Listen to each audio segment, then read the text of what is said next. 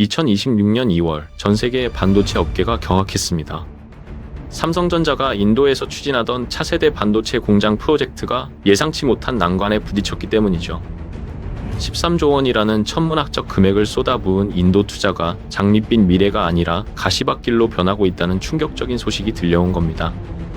그런데 더 놀라운 건 바로 이겁니다. 불과 3년 전만 해도 인도 정부는 삼성에게 레드카펫을 깔아주며 환영했었거든요.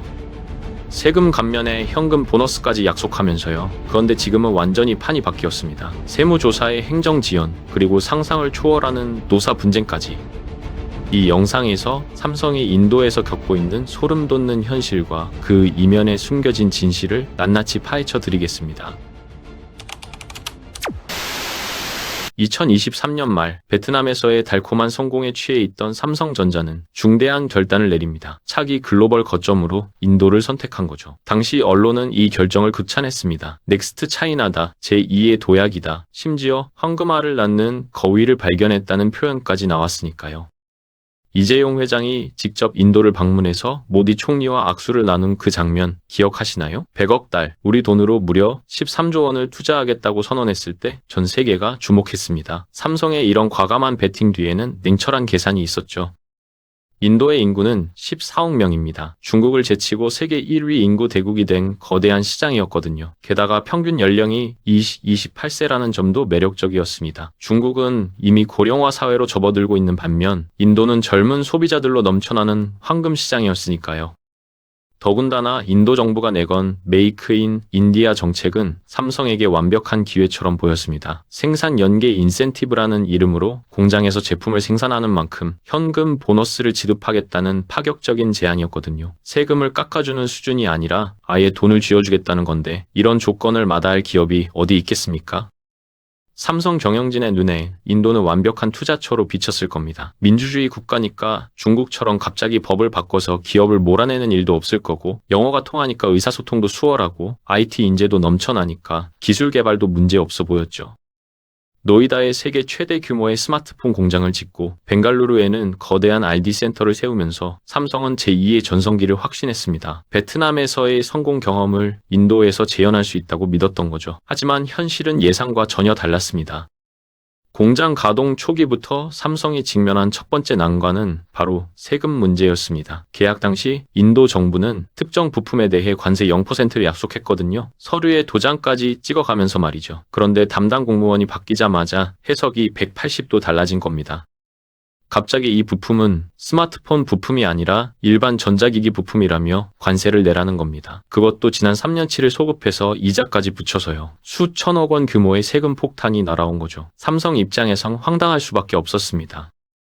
분명히 계약서에 명시된 내용인데 공무원 해석 하나로 뒤집어지는 상황. 이게 바로 글로벌 기업들 사이에서 악명 높은 인도식 세금 테러입니다. 코에 걸면 코걸이, 귀에 걸면 귀걸이식의 자의적 해석으로 외국 기업들을 압박하는 거죠. 과거에 노키아가 인도에서 비슷한 문제로 공장 문을 닫았던 사례가 있습니다. 소급 과세라는 황당한 논리로 수조 원의 세금을 물리더니 결국 노키아는 인도 시장을 포기할 수밖에 없었거든요. 그 악몽 같은 이야기가 삼성에게는 현실이 되어버린 겁니다. 법대로 하자며 소송을 제기해도 재판 날짜 잡는 데만 몇 년이 걸립니다. 인도 법원의 느린 행정 처리 속도는 세계적으로 유명하거든요. 기업 입장에선 매출이 발생하는데 세금 문제로 발목이 잡혀 있으니 피가 마를 수밖에 없는 상황이죠. 더 큰 문제는 행정의 비효율성이었습니다. 한국의 빨리빨리 문화에 익숙한 삼성 직원들이 인도에서 가장 많이 듣는 말이 뭔지 아십니까? 바로 노 프라블럼입니다. 문제 없다는 뜻이죠. 그런데 이 말 뒤에는 항상 투모로우가 붙어요. 내일 해결해 주겠다는 건데 그 내일이 진짜 내일인 경우는 거의 없습니다. 일주일이 될 수도 있고 한 달이 될 수도 있고 심지어 영원히 안 될 수도 있어요. 인허가 서류 하나 받는데 베트남에서는 3일이면 됐는데 인도에서는 3개월이 기본입니다. 담당 공무원이 고개를 좌우로 까딱까딱 흔드는 제스처도 혼란스럽기는 마찬가지입니다. 한국 사람 눈에는 부정의 의미로 보이는데 인도에서는 긍정이나 이해를 뜻하거든요. 회의 끝나고 다들 고개를 까딱거리니까 이해했다고 생각했는데 다음날 가보면 전혀 엉뚱한 일을 하고 있는 겁니다. 삼성 주재원들 사이에서는 이런 농담이 돌 정도입니다. 인도에서 3년 근무하면 화병 걸린다고요? 13조 원이라는 천문학적 금액을 투자했는데 첫 단추부터 이렇게 꼬여버린 거죠. 세금과 행정 문제로 골머리를 앓고 있는데 진짜 핵폭탄은 공장 밖에서 터졌습니다. 2024년 9월 인도 남부 챈나이에 있는 삼성 공장에서 대규모 파업이 발생한 겁니다. 처음에는 임금 인상 요구 정도로 생각했는데 노조가 내건 요구사항을 보고 삼성 경영진은 귀를 의심했을 겁니다. 그중 하나가 바로 일자리 세습이었거든요. 자기가 정년 퇴직하면 아들이나 딸을 무조건 입사시켜라는 겁니다. 21세기에 글로벌 첨단 기업에서 직장을 대물림하겠다니 한국 상식으로는 도저히 이해할 수 없는 요구였죠. 인도에서는 이게 완전히 이상한 요구가 아닙니다. 카스트 제도의 영향으로 직업이 세습되는 문화가 뿌리 깊게 남아 있거든요. 아버지가 공장 노동자면 아들도 당연히 공장 노동자가 되어야 한다는 인식이 여전히 강한 겁니다. 더 골치 아픈 건 인도의 정치 환경입니다. 민주주의 국가라는 게 오히려 독이 되는 상황이죠. 선거철만 되면 정치인들이 표를 얻으려고 파업 현장에 달려와서 노동자 편을 들어줍니다. 외국 기업 물러가라는 구호를 외치면서요.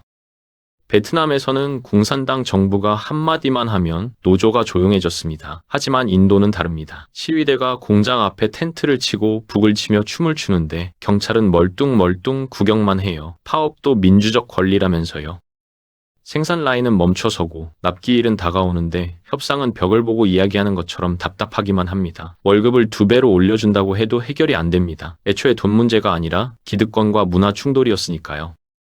삼성은 그제야 깨달았을 겁니다. 민주주의의 양면성을요. 자유로운 정치 환경이 때로는 기업 경영의 지옥이 될 수도 있다는 걸 말이죠. 통제 가능했던 베트남의 독재가 그리워질 정도로 인도의 자유분방한 파업 문화는 삼성의 인내심을 한계까지 끌어올렸습니다. 파업과 세금 문제를 겪으면서도 제품만 잘 팔리면 버틸 수 있습니다. 하지만 막상 공장을 가동하자 또 다른 문제가 터졌습니다. 바로 부품 조달의 악몽이었죠. 최첨단 공장을 지어놨는데 정작 스마트폰 안에 들어갈 나사 하나, 케이스 하나 구할 곳이 없는 겁니다. 중국이나 베트남에서는 전화 한 통이면 30분 안에 오토바이로 배달되던 부품들이 인도 공장 주변에는 아예 없었거든요. 제조업 생태계라는 게 하루아침에 만들어지는 게 아니잖아요. 수십 년에 걸쳐 협력 업체들이 모여들고 기술이 축적되고 물류망이 구축되어야 하는데 인도에는 그런 기반이 전혀 없었던 겁니다. 결국 울며 겨자 먹기로 부품을 중국에서 배로 실어와야 했습니다. 그런데 여기서 인도 정부의 이중 트랩이 발동됩니다. 자국 산업 보호를 명분으로 수입 부품에 관세 폭탄을 때린 겁니다. 왜 인도 부품을 안 쓰냐며 세금을 더 내라는 거죠. 인도에 부품 공장이 없어서 못 쓰는 건데 안 쓴다고 벌금을 물리는 어처구니 없는 상황입니다. 이게 바로 메이크 인 인디아의 치명적인 모순이에요. 겉으로는 제조업 육성을 외치지만 실제로는 인프라 없이 기업들 팔만 비틀고 있는 거죠. 부품을 중국에서 수입하면 관세를 내야 하고 운송 시간도 오래 걸리니 생산 비용이 치솟습니다. 배보다 배꼽이 더 커진 구조죠. 삼성의 계산기는 매일 적자를 찍고 있었습니다. 더 큰 문제는 현장의 마인드 차이였습니다. 삼성은 0.12m, 0.5도까지 허용하지 않는 초정밀 품질 관리를 추구하잖아요. 그런데 인도 현장에는 찰타하이라는 문화가 뿌리 깊게 박혀 있습니다. 이 정도면 됐지 뭐 대충대충 하자는 정신이죠. 삼성 엔지니어가 불량품을 지적하면 현지 직원은 어깨를 으쓱하며 노 프라블럼을 외칩니다. 세계 최고 품질을 자랑하던 갤럭시가 인도에서 불량률과의 전쟁을 치르게 된 겁니다. 한때 아이폰 케이스 불량률이 50%를 찍었다는 뉴스가 괜히 나온 게 아니었어요. 13조 원짜리 공장이 돌아갈수록 삼성의 속은 새까맣게 타들어갔습니다. 하지만 더 큰 이유로 삼성은 인도를 포기할 수 없었습니다. 바로 영원한 라이벌 애플 때문이죠. 팀 쿡도 중국에서의 리스크를 줄이기 위해 인도네시아, 베트남 등을 다 찔러봤지만 결국 답은 인도라는 결론을 내렸습니다. 지금 인도에서는 삼성과 애플의 단독 매치가 벌어지고 있는 겁니다. 예전에는 삼성이 저가폰으로 물량 공세를 펼쳤다면 이제는 판이 완전히 바뀌었습니다. 인도 부유층이 아이폰을 사기 시작했거든요. 삼성 입장에서는 자존심 상하는 일이죠. 우리가 먼저 들어와서 밭을 다 갈아놨는데 애플이 숟가락만 얻는 격이니까요. 그래서 삼성이 반격에 나섰습니다. 뭄바이 한복판에 뉴욕 애플 스토어에 버금가는 초대형 체험관을 열었어요. 갤럭시 S 시리즈와 폴더블 폰을 대대적으로 홍보하면서 인도의 진정한 프리미엄은 삼성이라는 걸 각인시키려는 거죠. 재미있는 건 애플이 아이폰 공장을 인도로 옮기면서 삼성 디스플레이 같은 부품 회사들도 덩달아 바빠졌다는 겁니다. 경쟁사의 부품을 납품하는 아이러니한 상황이죠. 적이자 동시에 아군인 묘한 관계 속에서 14억 인구의 주머니를 누가 먼저 터느냐, 이게 진짜 승부처입니다. 이 거대한 왕좌의 게임에서 밀리면 끝장이라는 위기감이 삼성을 더 독하게 만들고 있습니다. 하지만 삼성 주재원들을 가장 미치게 만드는 건 경쟁사도 세금도 아닙니다. 바로 한국의 빨리빨리 정신과 인도의 느긋함이 정면 충돌하는 매일매일의 문화 전쟁이죠. 한국 사람들은 오늘까지 보고하라고 하면 밤을 새워서라도 해냅니다. 인도에서는 그게 안 통해요. 김 부장님 노프라블럼, 투모로우 하고 호언장담하는데 그 내일이 진짜 내일이 아니거든요. 다음 주가 될지, 다음 달이 될지, 아니면 영원히 안 올 수도 있습니다. 인도 특유의 시간관념 때문에 삼성 관리자들 사이에서 혈압약 판매량이 늘었다는 우스갯소리가 나올 정도입니다. 의사소통도 장난이 아닙니다. 인도 사람들이 대화할 때 고개를 양옆으로 까딱까딱 흔들잖아요. 한국인 눈에는 노라고 하는 것처럼 보이는데 그게 인도에서는 알겠다, 예, 좋다, 심지어 글쎄일 수도 있습니다. 회의 끝나고 다 이해했냐고 물으면 고개를 까딱거리니까 된 줄 알았는데 다음날 가보면 엉뚱한 짓을 하고 있는 거죠. 1분 1초가 급한 삼성의 스피드 경영이 인도의 늪 같은 느긋함에 빠져서 허우적대는 상황. 이건 비즈니스가 아니라 매일매일이 극한 직업입니다. 정부도 힘들고 문화도 힘든데 진짜 최종 보스는 따로 있습니다. 바로 인도를 꽉 잡고 있는 토종 재벌들, 타타와 릴라이언스입니다. 무케시 안바니 회장 들어보셨죠? 아들 결혼식에 리안나와 저커버그를 부르고 돈으로 성을 쌓는 사람입니다. 이 사람들이 무서운 게 뭐냐면 통신망부터 유통망까지 인도의 모든 길목을 쥐고 있다는 겁니다. 삼성이 폰을 아무리 잘 만들어도 안바니 회장의 통신사 지오가 너네 폰 우리 망에 안 태워줘 하면 그냥 무용지물이 되는 거죠. 그래서 삼성은 이들 눈치를 엄청나게 봐야 합니다. 겉으로는 파트너지만 속으로는 언제 삼성의 밥그릇을 뺏을지 모르는 하이에나들이거든요. 실제로 이 재벌들은 정부와 짜고 자국 기업 키워주기 정책을 유도하고 있습니다. 삼성아, 너네 기술만 내놓고 조용히 있어. 돈은 우리가 벌게. 이런 식이죠. 호랑이 굴에 들어갔더니 거기에는 정부만 있는 게 아니라 이미 그 굴을 지배하고 있는 공룡 재벌들이 득실거리고 있었던 겁니다. 삼성의 인도 생존기가 단순한 진출기가 아니라 전쟁기일 수밖에 없는 이유입니다. 그런데 여기서 의문이 듭니다. 세금 뜯기고 파업에 시달리고 부품 없어서 발을 동동 구르면서도 삼성은 왜 이 지옥 같은 인도에서 짐을 싸지 않을까요? 이재용 회장이 바보라서 그럴까요? 절대 아닙니다. 계산기를 두드려 보면 답이 나오는 거부할 수 없는 한 방이 있기 때문입니다. 인도는 베트남과는 차원이 다른 무기를 가지고 있거든요. 베트남은 물건을 만들어서 배에 실어보내야 돈이 되는 생산기지였습니다. 하지만 인도는 공장 문을 열자마자 물건을 사줄 14억 명의 소비자가 대기하고 있는 거대 시장이에요. 이 차이가 삼성의 인내심을 지탱하는 유일한 버팀목입니다. 상상해보세요. 인구 14억 명 중 스마트폰을 쓰는 사람이 아직 절반도 안 됩니다. 앞으로 폰을 개통할 잠재 고객만 수억 명이라는 소리죠. 게다가 중국은 늙어가고 있지만 인도는 평균 연령 28세의 젊은 나라입니다. 돈을 벌기 시작한 젊은이들이 가장 먼저 사고 싶어 하는 게 뭘까요? 바로 삼성 갤럭시입니다. 실제로 인도에서 삼성전자는 스마트폰 시장 점유율 1위를 굳건히 지키고 있습니다. 메이드 인 인디아 딱지가 붙은 갤럭시를 인도 사람들이 자국 제품처럼 사랑해주고 있거든요.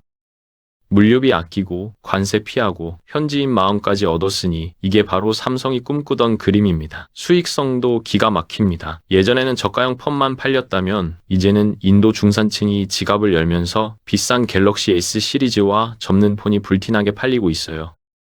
애플이 중국에서 재미 본 그 황금 루트를 삼성이 인도에서 그대로 재현하고 있는 셈입니다. 공장 밖에서는 시위대가 꽹과리를 쳐도 매장 안에서는 계산기 두드리는 소리가 끊이지 않는 기묘한 상황이죠.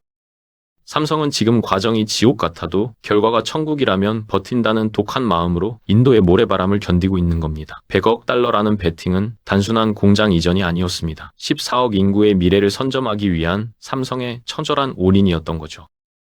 그런데 여기서 우리가 놓치지 말아야 할 게 있습니다. 삼성의 인도 도박이 성공하든 실패하든 이건 우리 한국 경제 전체의 문제라는 겁니다. 삼성전자는 한국 수출의 20% 가까이를 차지하는 기업이거든요. 만약 인도에서 삼성이 무너진다면 어떻게 될까요? 협력 업체들이 연쇄 부도를 맞고 일자리가 사라지고 세수가 줄어들면서 우리 경제 전체가 흔들릴 수 있습니다. 삼성이 재채기하면 한국 경제가 감기 걸린다는 말이 괜히 나온 게 아니에요. 더 큰 문제는 탈중국 시대에 대안이 없다는 겁니다. 중국은 이미 우리를 견제하고 있고 베트남은 임금이 올라서 매력이 떨어지고 있습니다. 그럼 어디로 가야 하나요? 결국 인도밖에 없는 상황이죠. 그래서 삼성뿐만 아니라 LG, SK, 현대차까지 줄줄이 인도로 몰려가고 있습니다. 모두가 같은 계산을 하고 있는 거예요. 힘들어도 버텨야 한다고요. 하지만 과연 인도가 우리의 희망일까요? 아니면 함정일까요? 전문가들의 의견은 갈립니다. 낙관론자들은 이렇게 말합니다. 초기 진통은 어쩔 수 없다. 시간이 지나면 인도도 변할 거다. 14억 시장을 포기할 순 없다고요. 실제로 삼성은 인도에서 연간 1억 2천만 대의 스마트폰을 생산하고 있습니다. 이 정도 규모면 세금 문제나 파업 정도는 감내할 만하다는 계산이죠. 게다가 인도 정부도 외국인 투자가 끊기면 곤란하니까 결국 타협점을 찾을 거라는 전망도 있습니다. 하지만 비관론자들은 전혀 다른 이야기를 합니다. 인도의 문제는 일시적인 게 아니라 구조적이라는 거죠. 카스트 제도가 사라지지 않는 한 일자리 세습 요구는 계속될 거고 부패한 관료 시스템이 바뀌지 않는 한 세금 테러도 멈추지 않을 거라는 겁니다. 더군다나 인도 재벌들의 입김이 너무 세서 결국 외국 기업은 기술만 뺏기고 쫓겨날 수 있다는 우려도 나옵니다. 실제로 과거 코카콜라가 인도에서 쫓겨난 전례가 있거든요. 현지화라는 압박을 못 이기고 결국 철수한 거죠.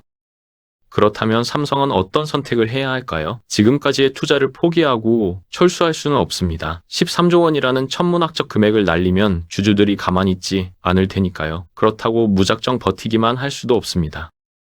가장 현실적인 방법은 리스크 분산입니다. 인도에만 올인하지 말고 베트남, 멕시코, 폴란드 등 여러 나라의 공장을 분산하는 거죠. 계란을 한 바구니에 담지 말라는 격언을 실천하는 겁니다.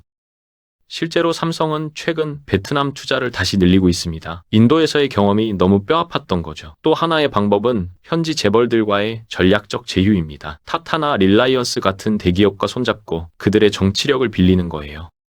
물론 이것도 양날의 검입니다. 기술 유출 위험이 있고 나중에 뒤통수 맞을 수도 있으니까요. 하지만 혼자 싸우는 것보다는 현지 파트너와 함께 가는 게 리스크가 적을 수 있습니다.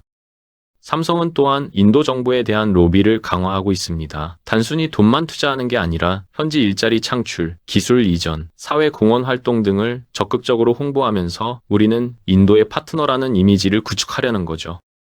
2025년 들어 삼성은 인도에서 5만 명 고용 계획을 발표했습니다. 대학과 협력해서 엔지니어 양성 프로그램도 만들었고요. 이런 노력들이 인도 정부와 국민들의 마음을 돌릴 수 있을지는 지켜봐야 합니다. 그런데 여기서 우리가 진짜 주목해야 할 건 따로 있습니다. 바로 중국의 움직임이에요. 중국 기업들도 인도 시장을 노리고 있거든요. 샤오미, 오포, 비보 같은 중국 스마트폰 업체들이 이미 인도에서 삼성과 치열하게 경쟁하고 있습니다. 중국 기업들의 전략은 삼성과 다릅니다. 가격 경쟁력으로 밀어붙이는 거죠. 삼성이 프리미엄 이미지를 구축하려고 애쓰는 동안 중국 기업들은 저가 시장을 장악하고 있습니다. 인도 소비자 입장에서는 비슷한 성능이면 더 싼 걸 선택할 수밖에 없죠. 게다가 중국 기업들은 인도 정부의 요구에 삼성보다 훨씬 유연하게 대응합니다. 현지 생산 비율을 높이고 인도 부품사들과 적극적으로 협력하면서 메이크 인 인디아 정책에 발맞추는 거예요. 그 결과 중국 브랜드들의 시장 점유율이 빠르게 올라가고 있습니다. 삼성이 아무리 버텨도 중국 기업들에게 시장을 빼앗긴다면 무슨 소용이겠습니까? 이게 바로 삼성이 직면한 진짜 딜레마입니다. 품질로 승부하자니 인도 현지 인프라가 받쳐주지 않고 가격으로 승부하자니 중국 기업들을 이길 수 없는 상황이죠. 그렇다면 삼성은 어떤 차별화 전략을 써야 할까요? 전문가들은 삼성이 프리미엄 시장에 집중해야 한다고 조언합니다. 저가 시장은 중국에게 내주더라도 돈 있는 인도 부유층을 공략하라는 거죠. 실제로 인도의 부의 양극화는 심각합니다. 상위 10%가 전체 부의 70%를 차지하고 있거든요. 이들을 겨냥한다면 충분히 승산이 있습니다. 갤럭시 폴드나 플립 같은 프리미엄 폴더블 폰은 중국 기업들이 쉽게 따라올 수 없는 영역이니까요. 삼성은 최근 인도 주요 도시의 프리미엄 매장을 대거 오픈하면서 이런 전략을 실행에 옮기고 있습니다. 또 하나 주목할 점은 삼성이 인도를 단순한 생산기지가 아니라 연구개발 허브로 키우려 한다는 겁니다. 벵갈루루 R&D 센터에서는 인도 시장에 특화된 제품을 개발하고 있어요. 예를 들어 인도인들이 좋아하는 큰 화면, 긴 배터리 수명, 다중 언어 지원 같은 기능을 강화한 거죠. 이렇게 현지화된 제품으로 인도인들의 마음을 사로잡겠다는 전략입니다. 실제로 인도 전용 갤럭시 M 시리즈는 큰 성공을 거뒀거든요. 한국에서 만든 폰을 그냥 갖다 파는 게 아니라 인도에서 인도인을 위한 폰을 만드는 겁니다. 하지만 이 모든 노력에도 불구하고 삼성의 인도 도박이 성공할지는 여전히 미지수입니다. 왜냐하면 인도라는 나라 자체가 너무나 예측 불가능하기 때문이죠. 2024년에는 갑자기 노트북 수입을 규제하더니 2025년에는 또 풀었습니다. 이런 식으로 정책이 수시로 바뀌니 기업 입장에서는 장기 계획을 세우기가 불가능해요. 오늘 합법이던 게 내일 불법이 될 수 있는 나라에서 어떻게 투자를 하겠습니까?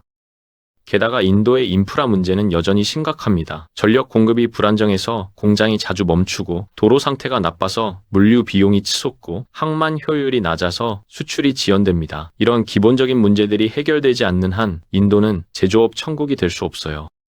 그렇다면 삼성의 13조 원 투자는 결국 실패로 끝날까요? 꼭 그렇지만은 않습니다. 왜냐하면 삼성에게는 시간이라는 무기가 있거든요. 인도는 분명 문제가 많지만 동시에 변화하고 있는 나라이기도 합니다. 젊은 세대는 카스트 제도에 덜 얽매이고 IT 기술이 발전하면서 행정 효율이 조금씩 개선되고 있어요. 무엇보다 인도 정부도 바보가 아니라서 외국인 투자가 끊기면 자기들도 곤란하다는 걸 알고 있습니다. 실제로 최근 인도 정부는 외국 기업들의 불만을 수용해서 세금 정책을 일부 완화했습니다. 또한 파업을 줄이기 위한 노동법 개혁도 추진하고 있고요. 느리지만 변화는 일어나고 있는 겁니다. 삼성이 지금 당장은 손해를 보더라도 10년, 20년 후를 내다보고 버틴다면 결국 승자가 될 수 있습니다. 중국이 세계의 공장이 되기까지 얼마나 오랜 시간이 걸렸습니까? 인도도 마찬가지일 겁니다. 그런데 여기서 우리가 간과하지 말아야 할 게 있습니다. 삼성의 인도 투자는 단순히 삼성만의 문제가 아니라는 거예요. 한국 경제 전체의 미래가 걸린 일입니다. 만약 삼성이 인도에서 성공한다면 어떻게 될까요? 다른 한국 기업들도 줄줄이 인도로 진출할 겁니다. 일자리가 늘고 수출이 증가하고 경제가 성장하겠죠. 반대로 삼성이 실패한다면 한국 기업들은 대안을 찾지 못해 허우적될 겁니다.